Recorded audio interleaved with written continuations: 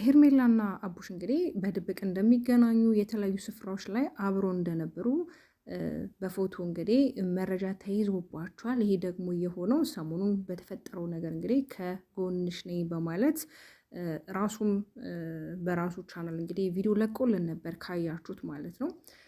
እንዴት ከኔ አጠገብ ከኔ ጎን ልትሆን ቻልክ? አንተ ማለት እኮ የሩታ ወንድም ነህና እንዴት ከኔ ጋር ልትሆን ቻልክ? በተለይ እኔን በጣም ምጠለኝና ልተኝ የማትፈልግ ሴት ነበርኩ ብላ እንግዲህ ብለዋለች። ግን ደግሞ አይ እኔ አሁን ላይ ከአንቺ ጋር ነው መሆን ያለብኝ፣ በማንኛውም በሚያስፈልግ ሰዓትና ሁኔታ ላይ ጥሪኝ እገኛለሁ ብሏት ነበረ።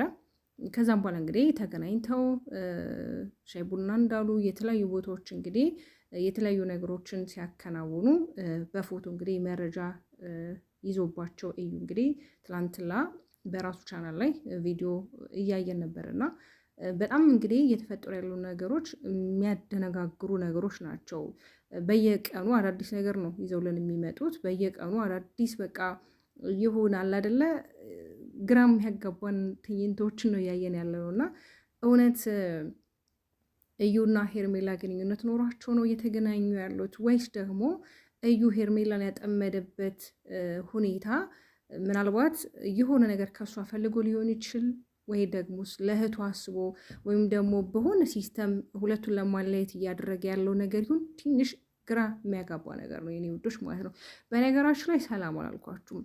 ሰላም ሰላም ተወዳጆች፣ በያላችሁበት ሰላም ጤና ፍቅርን አብዝቼ ይመኝላችኋለሁ። ለቻናል ዲስኮናችሁ ሰብስክራይብ አድርጉ፣ እንዲሁም ቪዲዮ ላይክ በማድረግ እንጀምር። እናንተም የተሰማችሁን ሀሳብ አስተያየታችሁን ኮሜንት ላይ እንድታሰፍሩልኝ እጠይቃችኋለሁና እዩ እንግዲህ በጣም ግግም ብሎ ነበረ ሲናገራቸው የነበረው።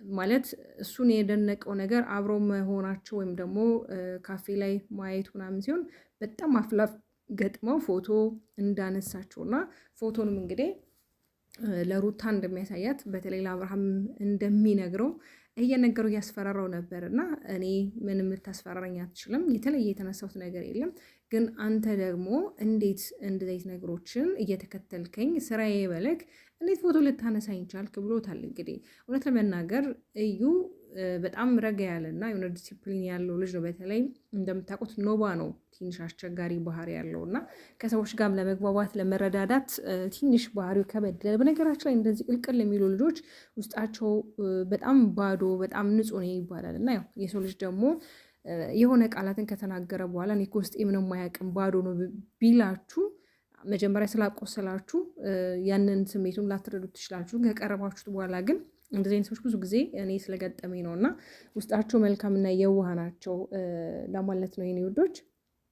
ስለዚህ እውነት ይሄ ግንኙነት ቢቀጥል ደስ ይለኛል። እውነት ማለት ከአቡሻ ጋር ሄርሜላ ግንኙነት ካለ ታሪፍ ነበር ቢቀጥል። ለምን የአብርሃምና የሄርሜላ ሪሌሽንሽፕ የሚቀጥል አይደለም። የሆነ ማለት የሆነ ቦታ ላይ መቆሙ አይቀርም እና ማለት የሴትነቷን ክብሯን ብዙ ነገሮቿን በአብርሃም እያጣች ነው ያለችው እና ይህ ነገር ደግሞ መጨረሻ ከሌለው ነገሮች የሆነ ስቴፕ ላይ ካልደረሱ በኋላ ላይ የምትጎዳው እሷ ናት። ሴት ልጅ ደግሞ አንዴ ከተሰበረች በነገራችን ለመነሳት በጣም ብዙ ጊዜ ነው የሚፈጅባት። የዛን ያህል ነው ደግሞ ልቧ የሚሰበረው። ማለት ከባድ ነው ማለት ለመናገር በተለይ በምንወዳቸው በምናምናቸው ሰዎች ስንከዳ ስሜታችሁ በጣም የሚጎዳውና ቶሎ ደግሞ ለመነሳት በጣም ጊዜ ይፈጃል ውዶቼ።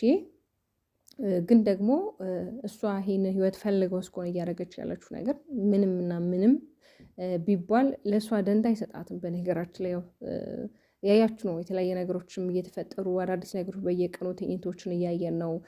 ወንድም እናቷን እስከ ማስተዋወቅ ደርሳለች። ከዚህ በኋላ እንግዲህ ደግሞ ሌላ የሚፈጠሩ ብዙ ነገሮች ይኖራሉ።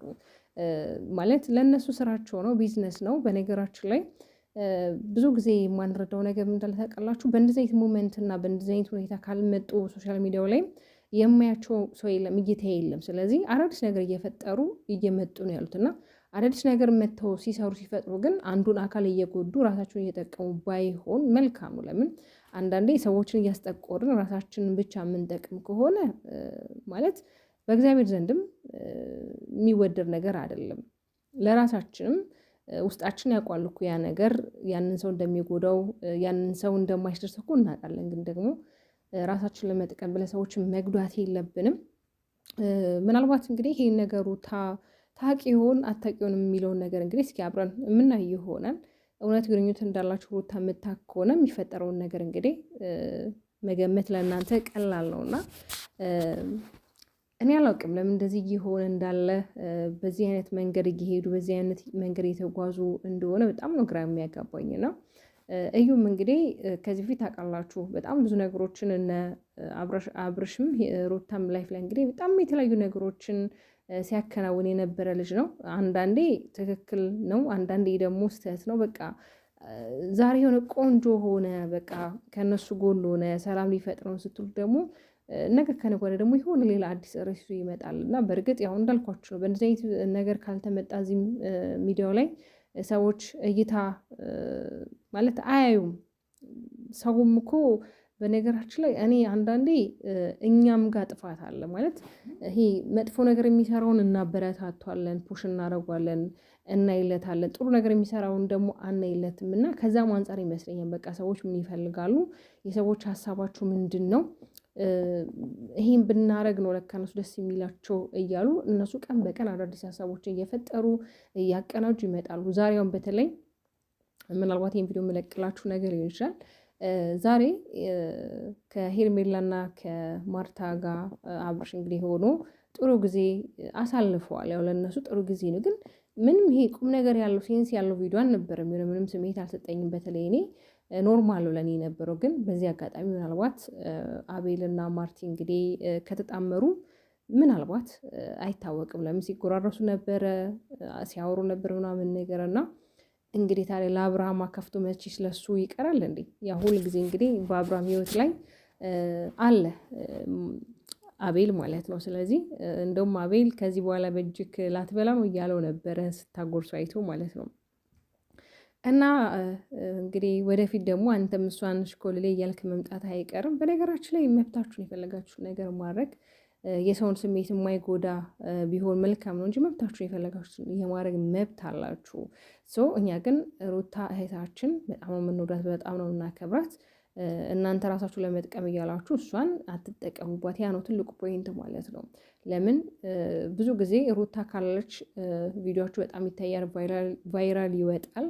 ሩታ የሌለች ቀን ግን የሆነ ቻናሉም ቪዲዮም የሆነ ይቀሰቀስባችኋል። ከዛ አንጻር ይመስለኛል እንግዲህ ሩታን በማይሆን ኮንተንት እያመጣችሁ ምንም ቢሆን ድራማም ቢሆን እኮ ማለት ነው ስሜት አላት፣ ሰው ናትና ስሜት አላት። የማይሆን ነገር ሲደረግ ወይ ደግሞ የማይሆን ነገር ሲፈጠር እንደ ሴትነቷ ይደብራታል። እንደ ሰውኛ ሴትነቱን ብቻ ሳይሆን እንደ ሰውኛ ይደብራታል፣ ይከፋታል። እና እንደዚህ አይነት ነገሮችን ባታረጉ መልካም ነው። የኔ ውድ ተወዳጅ እንቁ ቤተሰቦቼ በጣም የምወዳችሁ በጣም የማከብራችሁ፣ ሰብስክራይብ ያደረጋችሁ ቤተሰቡኑ በያላችሁበት ሰላማችሁ ብዝዝዝት ይበልኝ። አወዳችኋለሁ። ባባይ